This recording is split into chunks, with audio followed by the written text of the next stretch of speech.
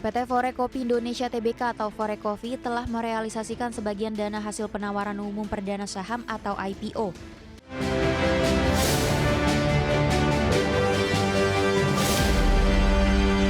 PT Forekopi Indonesia Tbk atau Forecoffee telah merealisasikan sebagian dana hasil penawaran umum perdana saham atau IPO. Hingga akhir Desember 2025, serapan dana IPO perseroan mencapai lebih dari 101 miliar rupiah. PT Forekopi Indonesia Tbk atau Forecoffee telah merealisasikan sebagian dana hasil penawaran umum perdana saham atau IPO. Berdasarkan keterbukaan informasi Bursa Efek Indonesia, Forecoffee telah menyerap dana IPO sebesar 101,84 miliar atau sekitar 30% dari total dana yang dihimpun. Sebagian besar dana digunakan untuk membuka outlet kopi baru dengan nilai lebih dari 100 miliar rupiah. Selain itu, perseroan juga menyetor modal ke anak usaha PT Cipta Favorit Indonesia untuk pengembangan bisnis donat. Dengan realisasi tersebut, Forecoffee masih memiliki sisa dana IPO sebesar 235,35 miliar rupiah. Dana tersebut dialokasikan untuk ekspansi gerai kopi lanjutan, pengembangan Foredonat, serta kebutuhan modal kerja perseroan. Sementara sambil menunggu realisasi, sisa dana IPO ditempatkan dalam bentuk giro di Bank Mandiri dengan bunga sekitar 5% per tahun. Hingga September 2025, Forecoffee telah membuka lebih dari 60 gerai baru dan kini mengoperasikan sekitar 250 gerai di lebih dari 50 kota di Indonesia. Ekspansi ini turut mendorong pendapatan perseroan melonjak 42% menjadi 1,04 triliun rupiah. Adapun manajemen menilai pertumbuhan tersebut mencerminkan keberhasilan strategi ekspansi dan inovasi produk, termasuk peluncuran Foredonat yang mendapat respon positif dari pasar. Berbagai sumber IDX Channel. Pemirsa, emiten kosmetik dan produk perawatan tubuh PT Victoria Care Indonesia Tbk yang dikenal dengan kode saham VICI dilaporkan belum mampu memenuhi target pertumbuhan penjualan double digit yang telah ditetapkan oleh manajemen perusahaan. Hal tersebut membuat manajemen harus mengevaluasi strategi usaha di tengah tantangan pasar yang terus berubah. PT Victoria Care Indonesia yang dikenal dengan kode saham VICI dilaporkan belum mampu memenuhi target pertumbuhan penjualan double digit. Sepanjang tahun 2025, Victoria Care Indonesia diperkirakan hanya mencapai pertumbuhan penjualan yang stagnan dibandingkan kinerja tahun sebelumnya, jauh di bawah target pertumbuhan double digit yang telah dipatok oleh manajemen perseroan. Kondisi ini dinilai menjadi salah satu faktor utama mengapa target tidak tercapai, terutama di tengah persaingan industri kosmetik dan tekanan pasar yang semakin ketat. Manajemen menyebut kondisi perekonomian yang kurang mendukung, termasuk daya beli konsumen yang lemah serta beban operasional yang meningkat, menjadi tantangan signifikan bagi perusahaan. Tantangan ini dinilai turut membatasi kemampuan VICI dalam menggenjot penjualan dan margin keuntungan pada periode laporan, sehingga strategi yang sebelumnya direncanakan perlu direvisi untuk menghadapi realitas pasar.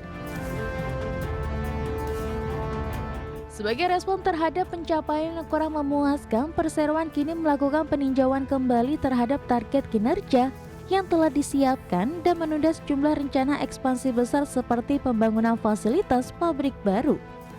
Langkah ini diambil dengan pertimbangan kehati-hatian untuk menjaga stabilitas usaha dan efisiensi operasional di tengah dinamika pasar yang masih penuh tantangan. Meski kinerja tahun 2025 belum mencapai harapan, manajemen VICI tetap optimistis dan menekankan upaya efisiensi, penguatan struktur bisnis, serta adaptasi terhadap kebutuhan konsumen modern. Perseroan berharap langkah-langkah strategis ini akan membantu mengatasi volatilitas pasar dan kembali meningkatkan kinerja di tahun 2026 seiring pemulihan ekonomi global dan perbaikan daya beli masyarakat. Secara keseluruhan, kegagalan memenuhi target pertumbuhan kinerja tahun 2025 menjadi sinyal penting bagi Victoria Care Indonesia untuk mengevaluasi strategi bisnis dan fokus pada stabilitas jangka panjang dengan penyesuaian target, efisiensi operasional, serta respon cepat terhadap tren pasar.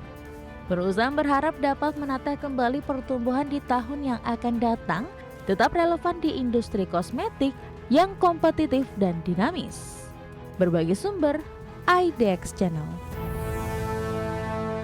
Pemirsa, PT Summarecon Agung Tbk atau emiten properti besar di Indonesia resmi menerbitkan obligasi senilai 352 miliar rupiah sebagai bagian dari strategi pendanaan perseroan, di mana langkah ini diambil untuk mengakuisisi lahan dan memperluas pengembangan bisnis properti meski pasar properti menghadapi tantangan. PT Summarecon Agung Tbk resmi menerbitkan obligasi senilai 352 miliar rupiah. Persero menyatakan bahwa penerbitan obligasi ini bertujuan utama untuk mendukung pembelian lahan baru sebagai basis ekspansi proyek-proyek pengembangan properti yang tengah direncanakan. Pendanaan ini menjadi bagian penting dari rencana pertumbuhan jangka menengah SMRA di tengah ketidakpastian ekonomi dan tekanan pasar saat ini. Meski sektor properti dipengaruhi oleh kelesuan daya beli konsumen dan tantangan ekonomi, SMRA tetap memilih memperkuat posisinya di pasar. Strategi penerbitan obligasi ini juga mencerminkan keyakinan perseroan terhadap prospek jangka panjang, termasuk merespon insentif pajak pembelian properti yang diperpanjang pemerintah sepanjang 2026. Kebijakan ini diharapkan menstimulus penjualan rumah tapak dan apartemen. Manajemen SMRA menekankan bahwa obligasi ini memperkuat model kerja perusahaan untuk mengakuisisi aset strategis yang akan menjadi pondasi peluncuran proyek-proyek baru. Di antaranya pengembangan lahan komersial dan residensial yang diperkirakan dapat meningkatkan nilai bisnis perseroan dan memberikan ruang kompetitif di pasar properti nasional. Walau menghadapi tekanan ekonomi dan daya beli masyarakat yang belum sepenuhnya pulih, SMRA menunjukkan komitmen untuk tetap berinvestasi dalam pertumbuhan.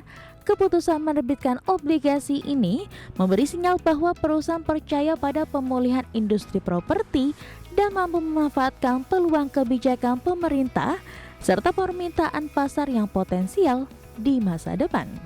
Berbagai sumber, IDX Channel.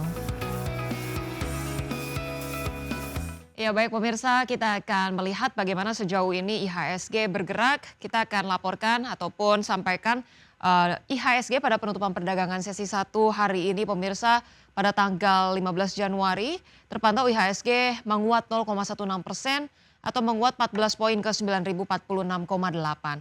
Sempat menyentuh level tertingginya di 9.100,8, level terendah di 9.040,9 dan 351 saham menguat. 327 saham melemah dan 122 saham mengalami stagnan. Kemudian pemirsa kita juga sampaikan informasi terkait saham-saham yang menjadi top gainers pada penutupan sesi 1 siang hari ini. Ada BBRI yang melesat 2,4%, kemudian disusul BMRI dengan penguatan 3,8%, BUFA menguat 11,7%, MBMA menguat 1,9%. Sementara itu top losers pemirsa ada Bumi dengan pelemahan 2,8%, kemudian Tins melemah 2,2%, Dewa melemah 1,3%, dan Archie melemah 3,5%. Dari pergerakan sektoral pemirsa penguatan dipimpin oleh konsumsi non primer dengan penguatan 1,5%, keuangan menguat 0,9%, industri melemah 2,2%, dan barang baku melemah 1,09%.